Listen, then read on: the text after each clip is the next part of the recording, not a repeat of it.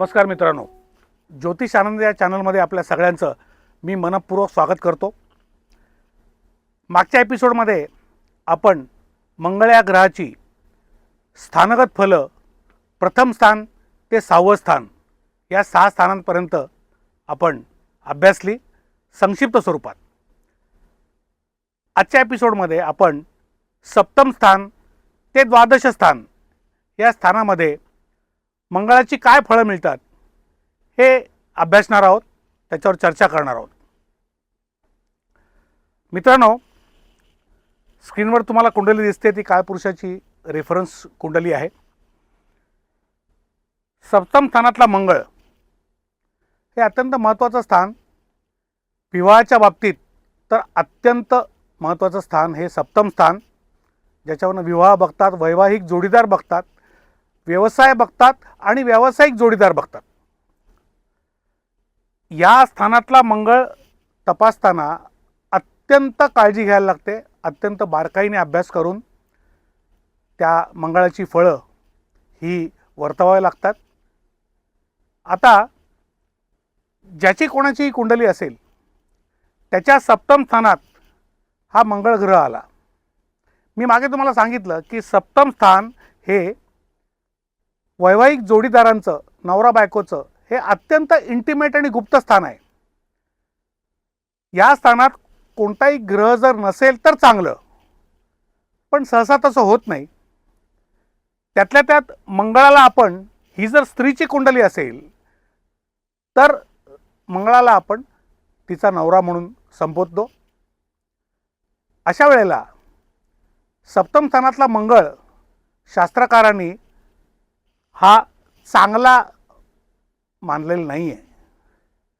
कारण मंगळ म्हणजे ऊर्जा, मंगळ म्हणजे लढाऊ वृत्ती, मंगळ म्हणजे आर्ग्युमेंट्स, मंगळ म्हणजे शीघ्रकोपीपणा, शॉर्ट टेम्पर्डनेस, मंगळ म्हणजे ॲग्रेशन।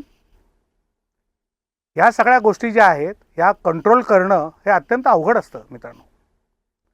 समजा ही कुंडली एका स्त्रीची आहे आणि तिच्या नवऱ्याच्या कुंडलीत सुद्धा मंगळ दोष आहे, कारण सप्तमातला मंगळ हा वैवाहिक गुणमेलन करताना मंगळ दोष आहे असं आपण मानतो।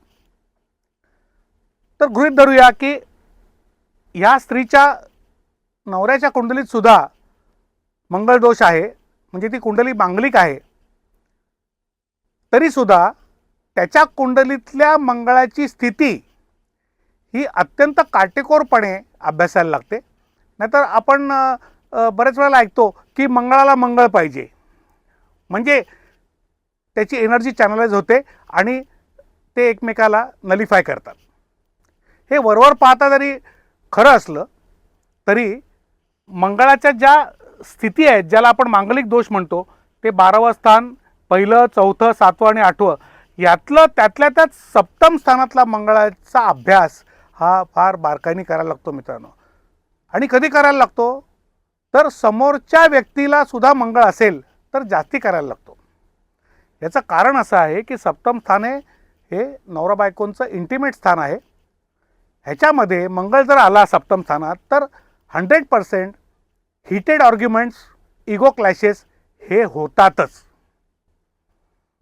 फक्त एक्सेप्शन असं आहे की जर त्या जोडीदारांनी एकमेकाचा स्वभाव जर नीट ओळखला, प्रत्येकाचे स्ट्रॉंग पॉईंट्स आणि वीक पॉईंट्स काय आहेत, कुठल्या मुद्द्यावरती इमोशनल आउटबस्ट होतं आहे कोणाचं, याचा जर अंदाज प्रत्येकाला आला आणि त्याप्रमाणे जर एकमेकांनी एकमेकाचा स्वभावाला जर बॅलन्स केलं तर मात्र सप्तमातला मंगळ हा अत्यंत चांगली फळं देतो। तसं व्यवसायातला पण आहे की व्यावसायिक जोडीदार हा सुद्धा थोडासा डॉमिनेटिंग, ॲग्रेसिव्ह, इम्पल्सिव्ह नेचरचा, व्यवसायातल्या इतर क्लायंट्सचा बोलून अपमान करणारा, टोकदार बोलणं असणारा, डॉमिनेटिंग टाईपचा असा व्यावसायिक भागीदार इथे असू शकतो। त्यामुळे व्यवसायात सुद्धा तोटे व्हायची शक्यता असते। पण इतर जर ग्रहस्थिती, गुणमेलन हे चांगलं असेल आणि एकमेकांनी एकमेकाला समजून घेऊन आपल्या स्वभावामध्ये कुठेही इगो क्लॅशेस होणार नाहीत, टोकाची भूमिका घेतली जाणार नाही, हे जर दोघांनी कटाक्षाने जर पाळलं तर मात्र सप्तमातले मंगळ असलेल्या नवरा बायकोंसारखी जोडी अख्ख्या जगात तुम्हाला बघायला मिळणार नाही. एवढी यशस्वी जोडी, पॅशनेट लवर्स, पॅशनेट कपल ज्याला आपण म्हणतो, ते बघायला मिळतं. पण मित्रांनो, ह्या गोष्टी थोड्या रेअर आहेत.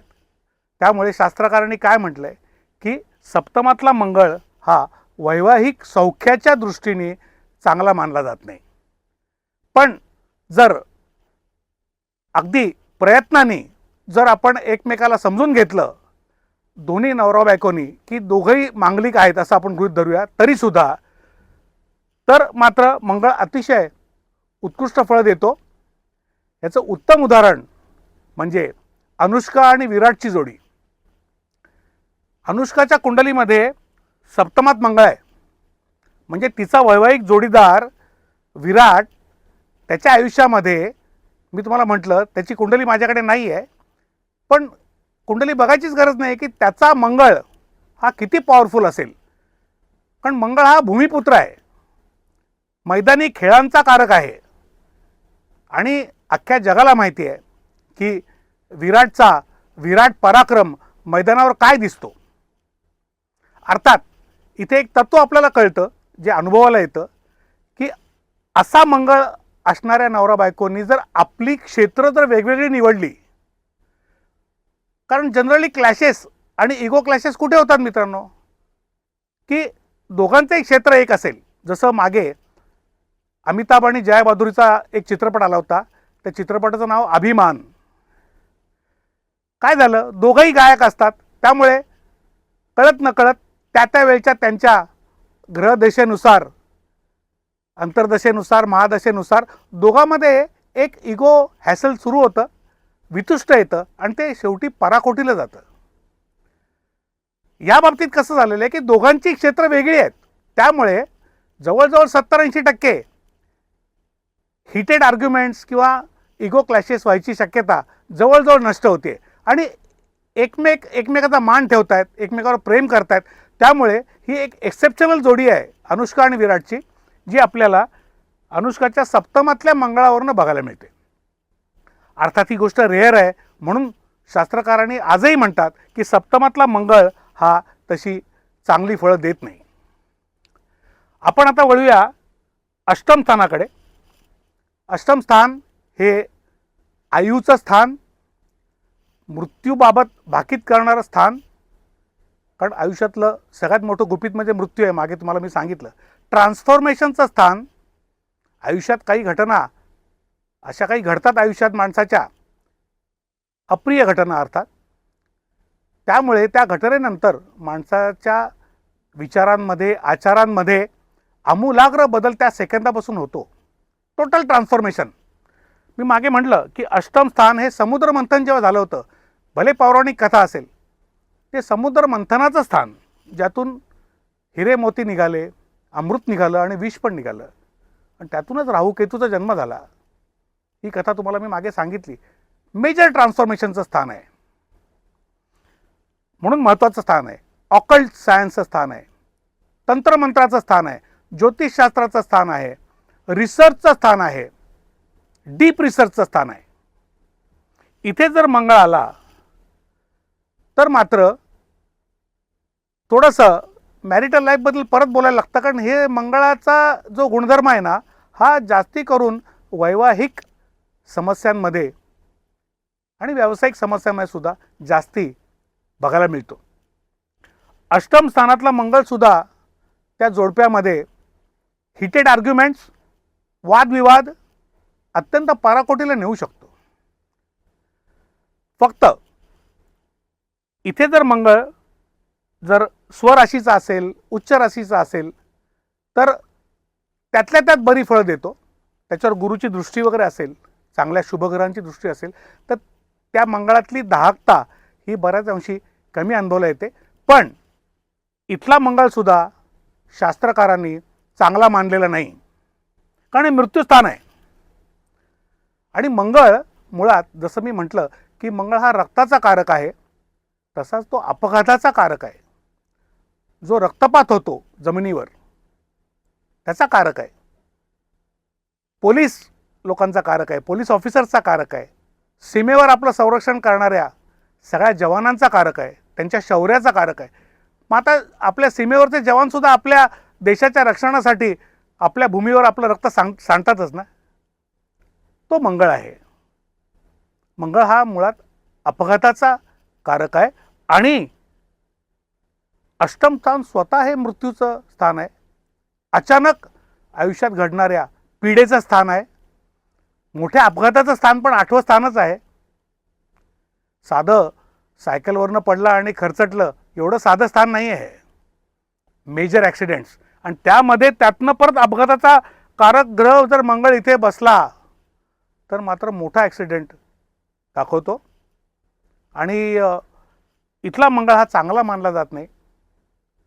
भले रिसर्चमध्ये चांगलं कार्य करतील इथली लोक, चांगल्या स्थितीत जर मंगळ असेल तर डिग्री वाईज बलाबलानी चांगला असेल, चांगल्या दृष्ट्या असतील, कुठल्याही इतर पापग्रहांची युती किंवा दृष्टी नसेल तर मंगळ चांगली फळं देईल, कारण हे रिसर्चचं स्थान आहे, ऑकल्टचं स्थान आहे. पण असं बघायला जनरली आलेलं आहे की इथला मंगळ हा अपघात देतो. ह्याचं एक उदाहरण म्हणून मी सांगीन की इंग्लंडच्या प्रिन्सेस डायना यांच्या कुंडलीत अष्टम स्थानात मंगळ होता. त्याच्या पुढे काही सांगायची गरजच नाही आहे की प्रिन्सेस लेडी डायना यांचा कसा भीषण अपघातात मृत्यू झाला. असं हे स्थान 7व्या स्थानाप्रमाणेच 8व्या स्थानातला मंगळसुद्धा हा चांगला मानला जात नाही. त्यानंतर आपण येऊया 9व्या स्थानाकडे. 9वं स्थान धर्माचं स्थान, उच्च शिक्षणाचं स्थान, आपल्या वडिलांचं स्थान. इथे मंगळ आल्यानंतर ही व्यक्ती आपल्या विचारांनी, आपल्या स्वतःच्या तत्वांनी अत्यंत कठोर आणि कणखर असते. म्हणजे की ती प्रस्थापित परंपरा, प्रस्थापित चालीरीती, रूढी, धार्मिक चालीरीती, परंपरा यांना विरोध करू शकते. मी विद्रोही असं म्हणणार नाही, पण त्या परंपरेला, त्या प्रस्थापितांना आव्हान देण्याची ताकद इथे असलेल्या मंगळ असलेल्या व्यक्तींमध्ये नक्की बघायला मिळते. आणि त्याचा रिझल्ट म्हणून ते आपली स्वतःची तत्व, आपली स्वतःची कार्यप्रणाली समाजामध्ये रूढ करतात असं बघायला आलेलं आहे. उच्च शिक्षणात पण असंच बघायला आलेलं आहे. उच्च शिक्षणामध्ये ज्ञान देण्यामध्ये सुद्धा अशी मंडळी खूप ॲग्रेसिव्ह, डॉमिनेटिंग नेचरची आपल्याला बघायला मिळतात. आपण सगळेजण शाळा कॉलेज करून आलेलो आहे. समजा कुठला तरी एक शिक्षक असा असतो की जो डॅशिंग असतो आणि डॉमिनेटिंग पण असतो. तो इतर विद्यार्थ्यांचं ऐकत नाही. मी म्हणेन तेच खरं. हा जो मंगळाचा ॲग्रेसिव्ह नेचर आहे, हा नेचर इथे बघायला मिळतो. उच्च शिक्षणाचं पण स्थान आहे, धर्माचं स्थान आहे. ह्या 9व्या स्थानातल्या मंगळाचं एक उत्तम उदाहरण म्हणजे भारताचे लोह पुरुष, पोलादी पुरुष ज्यांना आपण आदराने म्हणतो, ते सरदार वल्लभभाई पटेल यांच्या कुंडलीमध्ये 9व्या स्थानात मंगळ आहे. आज सरदार वल्लभभाईंनी भारत देशासाठी आणि स्वातंत्र्यासाठी काय नाही केलं हे नव्याने सांगण्याची काही गरज नाही आहे. कारण त्यांनी आपली एक पद्धत ब्रिटिशांविरुद्ध लढा द्यायची ही स्वतः विकसित केली होती. जसं नेताजी सुभाषचंद्र बोसांनी केली होती, तशी त्यांची पद्धत होती. अशी मंडळी कोणाच्या दुसऱ्याच्या ऑर्डर घेत नाही आहेत. आपण ऑर्डर द्यायची आहे लोकांना, आपण नवीन प्राणी निर्माण करायचे, त्याप्रमाणे आपल्याला समाज घडवायचा आहे. अशा मताची आणि अशा ठाम निश्चयाची लोक ही 9व्या स्थानातला मंगळ दाखवतो. 7व्या आणि 8व्या स्थानापेक्षा थोडी बरी स्थिती मंगळाची मी इथे म्हणेन. पण ह्याची एक नेगेटिव्ह बाजू अशी आहे की 9वं स्थान हे वडिलांचं असल्यामुळे वडिलांचा सहवास म्हणावा तेवढा त्या व्यक्तीला मिळत नाही. याचा अर्थ असा की पितृछत्र हे लवकर हरपू शकतं अशा मंडळींचं.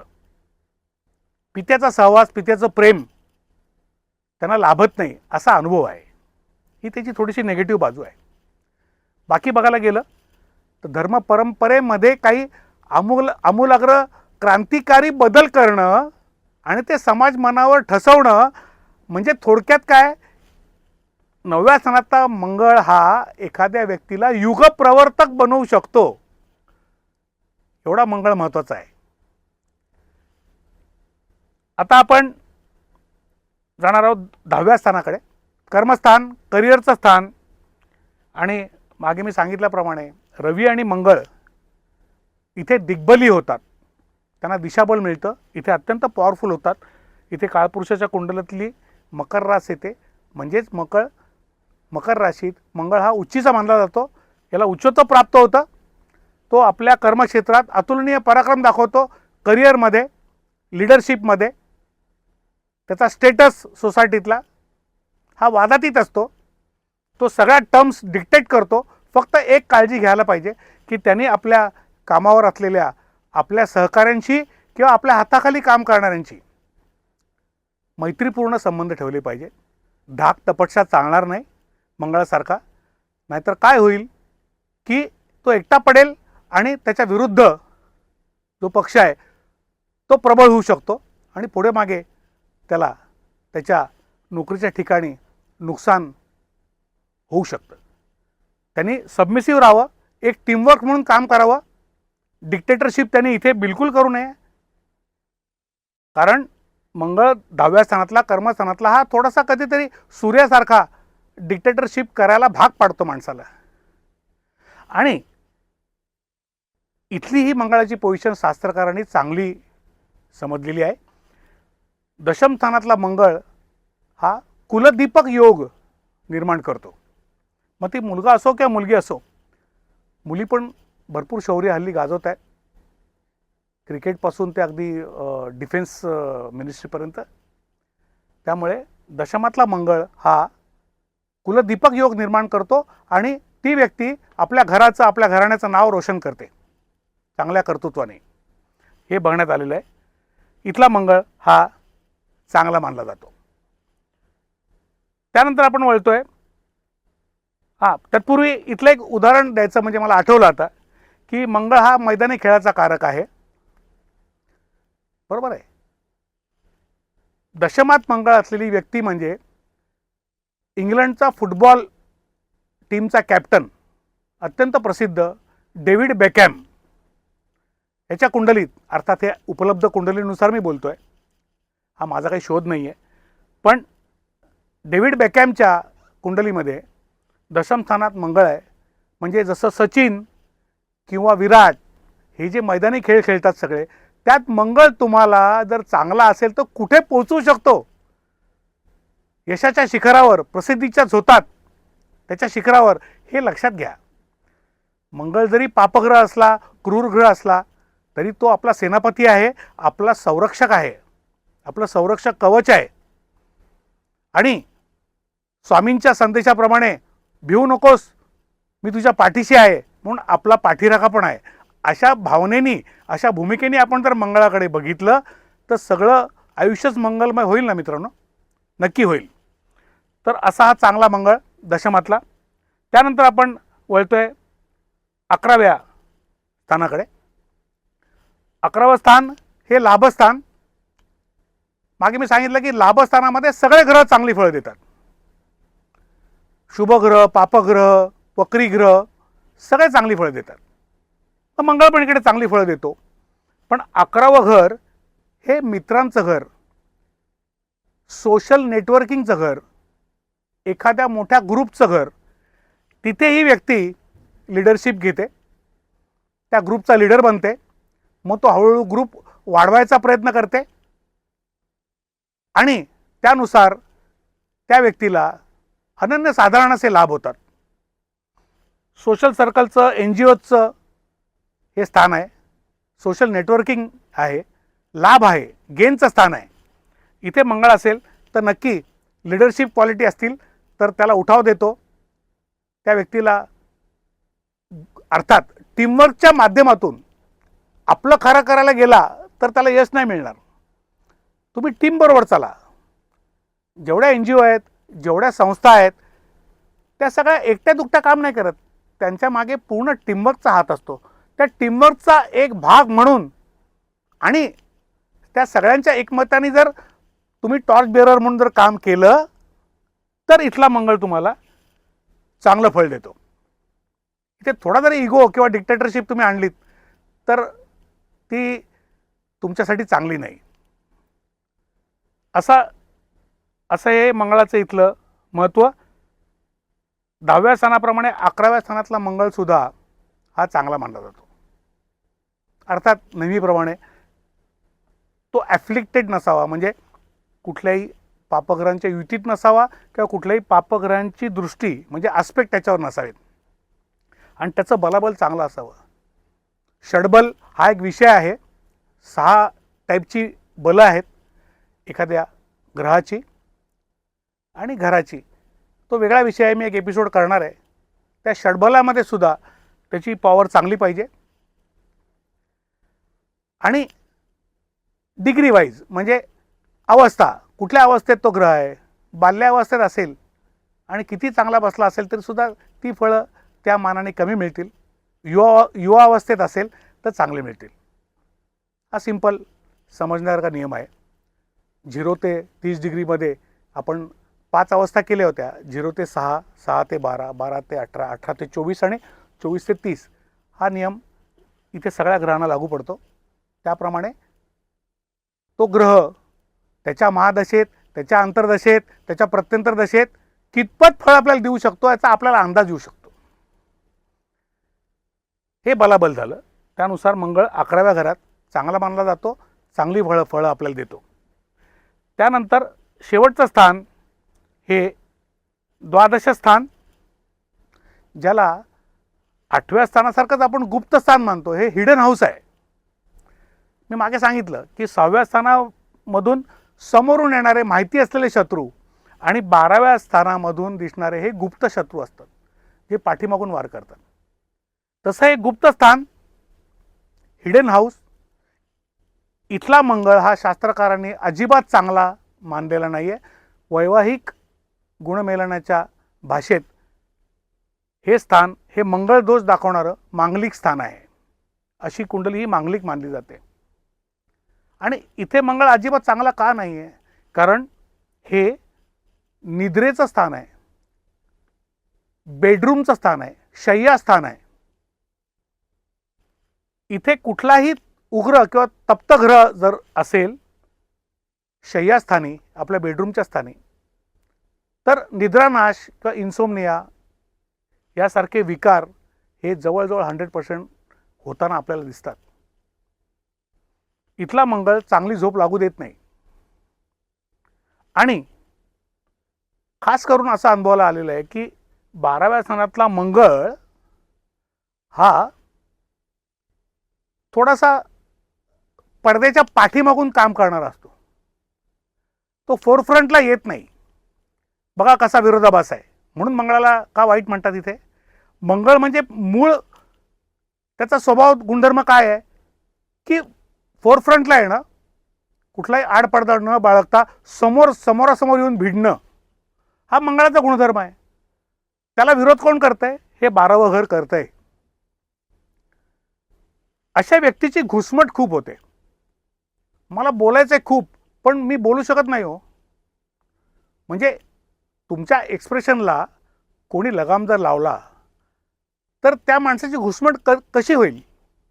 आणि मग अशा टाईपची माणसं ज्यांचा मंगळ 12व्यात आहे हे जास्ती वैवाहिकदृष्ट्या का खराब आहे? कारण अशा व्यक्तींचा एक ठराविक मोठ्या कालखंडानंतर मोठा स्फोट होतो. विचारांचा, आचारांचा, एक्सप्रेशनचा मोठा स्फोट होतो. मग अशा वेळेला अशा लोकांना कंट्रोल करणं हे प्रत्यक्ष देवालाही शक्य होत नाही.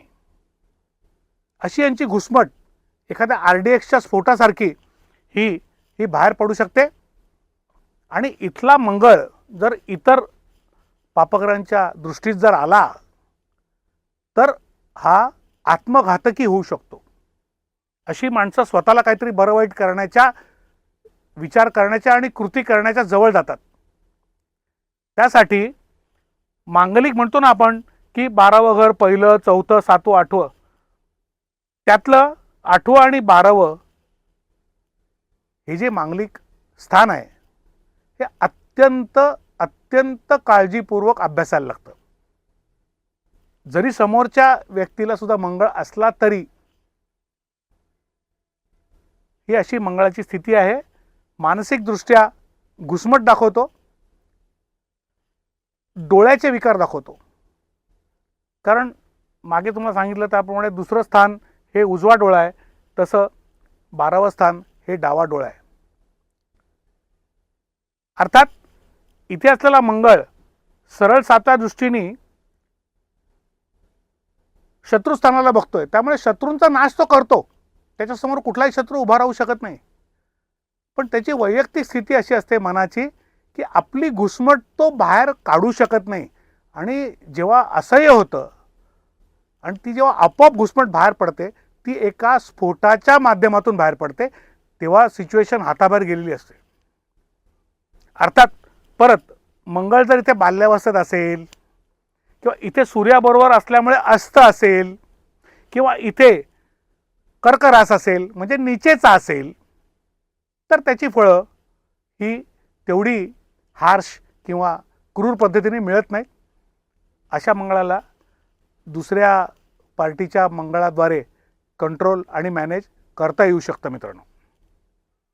अर्थात ही जी विवाह स्थानातला मंगळ किंवा बेडरूम प्लेजरमधला मंगळ आणि ॲक्सिडेंटल मंगळ हे जी 6, 7, 8, 12 ही जी दुस्थानं आहेत, त्यातल्या मंगळाची स्थिती फार बारकाईने अभ्यासायला लागते.